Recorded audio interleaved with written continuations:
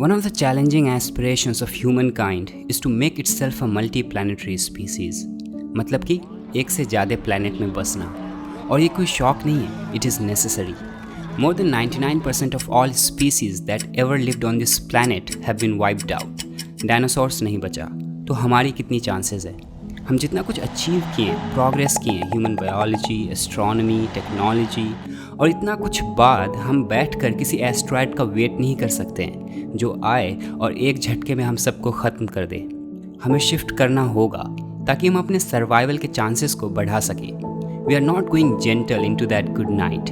We will rage against the dying of the light. लेकिन अभी जिस प्लैनेट पे हम एम कर रहे हैं वो है मार्स. और ये कहना ज़्यादा आसान है.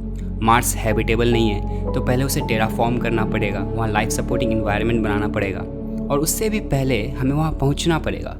क्योंकि अब तक जितने भी मार्स मिशन हुए हैं उसमें से हम कुछ ही में सक्सेसफुल हो पाए हैं, और वो भी सारे अनमैन्ड मिशन थे. मतलब कि आज तक कोई इंसान नहीं गया है. When do you think you'll be able to achieve the aspiration of SpaceX of actually moving people to a place like Mars? Well, I think we could probably send the first person in about 12 years. Will you be that person?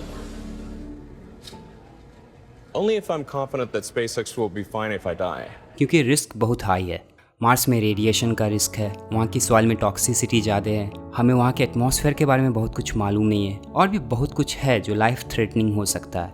लेकिन इन सब के साथ एक और problem भी है जिस पे ज़्यादा चर्चा भी नहीं होती है. और ये प्रॉब्लम मार्स में नहीं है, वहाँ के एटमॉस्फेयर में नहीं है, ये हम में है, हमारे अंदर है. The problem of boredom.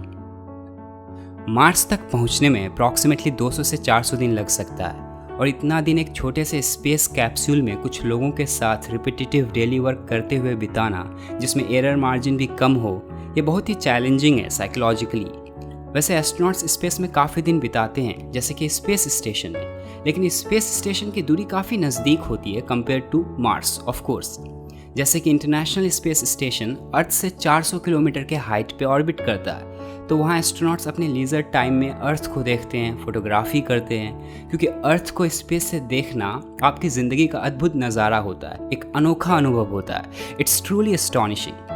और आप रियल टाइम चैट कर सकते हो, बात कर सकते हो अपने फैमिली मेम्बर्स से, फ्रेंड्स से. लेकिन मार्स हमारे घर से काफ़ी दूर है. It's millions and millions of miles away. तो ना तो आपको इस खूबसूरत सी धरती का नज़ारा मिलता है, और इतनी दूरी होने की वजह से कम्युनिकेशन डिले भी काफ़ी ज़्यादा होता है. It's around 20 minutes delay. तो आप रियल टाइम चैट भी नहीं कर सकते हो. ऐसे में ये बहुत ही चैलेंजिंग हो जाता है कि कैसे कोई उतना दिन बस कुछ लोगों के साथ बिताए. एक तरह से एक्यूट बोर्डम का खतरा होता है. और यह चीज़ नासा साइकोलॉजिस्ट के लिए भी चैलेंज है साउंड और स्टेबल क्रू को सिलेक्ट करने के लिए. लेकिन बोर्डम सिर्फ उन मार्स जा रहे एस्ट्रोनॉट्स के लिए प्रॉब्लम नहीं है. इस धरती पे हम अपनी ज़िंदगी में भी कभी कभी इससे घिरे होते हैं. कभी कभी हम अपनी ज़िंदगी से बस ऊब जाते हैं, कुछ अच्छा नहीं लगता है और ना कुछ इंटरेस्टिंग. बोर्डम बहुत ही अलग तरह का स्टेट ऑफ माइंड है, और बहुत ही विचित्र भी. बोर्डम प्रूफ है कि हमारी ज़िंदगी खुद में ही मीनिंगफुल नहीं है, उसे हम मीनिंगफुल बनाते हैं उन सारे कामों से जो हमें व्यस्त रखता है, उन सारे भावनाओं से जो हमें ज़िंदा होने की एहसास दिलाती है. और कुछ समय के लिए ही सही, जब इन चीज़ों से पर्दा गिरता है तो हमें अपनी ज़िंदगी बोरिंग लगने लगती है कि क्या करें अब. आप में कुछ करने का मोटिवेशन ही नहीं होता है. हम अपने usual day to day life में ज़्यादातर समय किसी न किसी इमोशन से भरे होते हैं. There are so many shades of human emotions, और किसी न किसी शेड से हम रंगे होते हैं. इधर यू आर हैप्पी और सैड और एंग्शियस, जेलस, एंग्री, डरे हुए होते हो आप, या फिर आपको मज़ा आ रहा होता है लाइफ में. और ऐसे में हम टाइम को अलग तरीके से एक्सपीरियंस करते हैं, जिसे कहते हैं सब्जेक्टिव एक्सपीरियंस ऑफ टाइम. समय हवा की तरह पास होता है जब आप मस्ती कर रहे होते हो, बहुत धीरे पास होता है जब हम किसी थ्रेटनिंग सिचुएशन में होते हैं. एक्सीडेंट्स में हम टाइम को बहुत ही स्लो परसीव करते हैं. सपनों में टाइम का एक्सपीरियंस अलग ही होता है. कभी कभी आप टाइमलेसनेस फील करते हो जब आप किसी काम में पूरे तरीके से लीन हो जाते हो, जिसे फ्लो स्टेट भी कहते हैं. Our perception of time is always influenced by our emotions and feelings. लेकिन जब हम बोर होते हैं तो कोई पर्टिकुलर इमोशन हमें हावी नहीं होता है. कुछ केसेस में हम फ्रस्ट्रेट होते हैं, या ज़्यादा लंबे समय तक बोर्डम कभी कभी डिप्रेशन में भी स्विच कर जाता है. लेकिन नॉर्मल केसेस में जब हम बोर हो रहे होते हैं तो हमें कोई भावना नहीं होता है, उल्टा एक वैक्यूम सा क्रिएट हो जाता है हमारी ज़िंदगी में. We get to see the nakedness of life without any aesthetics. Is there anybody here?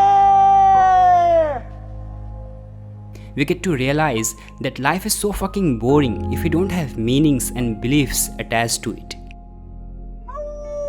एक तरह से फ्लो ऑफ टाइम में स्टिलनेस आ जाता है। ऐसा लगता है जैसे सब कुछ थम गया हो समय के साथ, और ये कोई टॉर्चर से कम नहीं है। ये सही बात है कि इन्फिनिटी के पर्सपेक्टिव से हमारा लाइफ स्पैन एक डॉट भी नहीं है, लेकिन जिस स्केल में हम टाइम को परसीव करते हैं, सेकेंड्स में, मिनट्स में, घंटों में, उस हिसाब से 70 साल भी हमें इन्फिनिटी ही लगेगा अगर हम किसी चीज़ से खुद को व्यस्त ना रखें, अगर हमें रिस्पॉन्सिबिलिटी ना दी जाए, अगर हमें इमोशंस ना हो। Don't let me leave, Merv!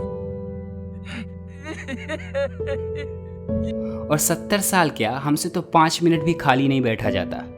सच तो यह है कि वी हेट बोर्डम।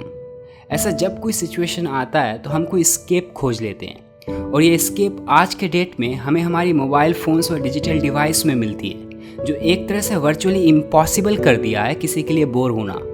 अपने एंसेस्टर्स के कंपेयर में हमारे बोर्डम की टॉलरेंस बहुत ही कम है, और ये धीरे धीरे कम ही होता जा रहा है। And this is not a good news, क्योंकि जब इंसान को अपने सराउंडिंग इन्वायरमेंट से स्टिमुलेट करने के लिए कुछ नहीं मिलता है तो वह बोर होने लगता है, और कुछ ना मिलने पर वो दिमाग से ही खुद को स्टिमुलेट करने की कोशिश करता है, सोचने लगता है, जिसे हम माइंड वॉन्डरिंग कहते हैं, going to some place in your head.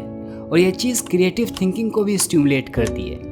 जब हम डे ड्रीमिंग करते हैं तो कभी कभी आप अपने कॉन्शियस थॉट से आगे बढ़ सबकॉन्शियस माइंड को टटोलने लगते हो, वहाँ कुछ इंटरेस्टिंग खोजने लगते हो, और वहाँ ऐसी बहुत सी चीज़ें दबी पड़ी रहती हैं, हमारी पुरानी मेमोरीज़, ऐसी बहुत सारे थॉट्स, क्वेश्चंस जो आप अपने एवरीडे लाइफ में इग्नोर कर दिए होते हो।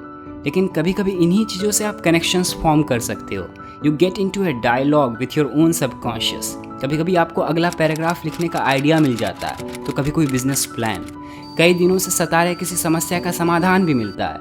नहीं तो कभी कभी कुछ ऐसी पुरानी यादें ही उभर आती है जो आपके चेहरे पे मुस्कुराहट ला दे।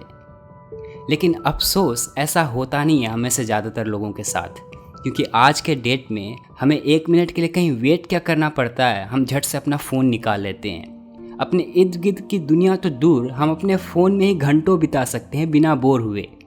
लेकिन माइंड वॉन्डरिंग जैसे एक्सपीरियंस के लिए, क्रिएटिव थिंकिंग के लिए हमें बोर्डम से एस्केप नहीं, उसे एम्ब्रेस करना होगा, उसे झेलने की काबिलियत लानी होगी, तब जाके हम ऐसे कंस्ट्रक्टिव थॉट प्रोसेस को डेवलप कर पाएंगे। मुझे पूरा विश्वास है कि आज नहीं तो कल हम मल्टी प्लैनेटरी स्पीसीज बनेंगे। हम भले ही अर्थ में पैदा हुए हैं, लेकिन ये ज़रूरी नहीं कि हम यहाँ मरे भी। ये जितने भी विशाल पत्थर है जो हमारी धरती के साथ साथ सदियों से सूरज का चक्कर काट रही हैं, हम वहाँ भी जाएंगे। लेकिन ये बात की बात है, पहले हमें इसी धरती पे अपने कमरे में अकेले सिर्फ अपनी सोच के साथ बैठना सीखना होगा।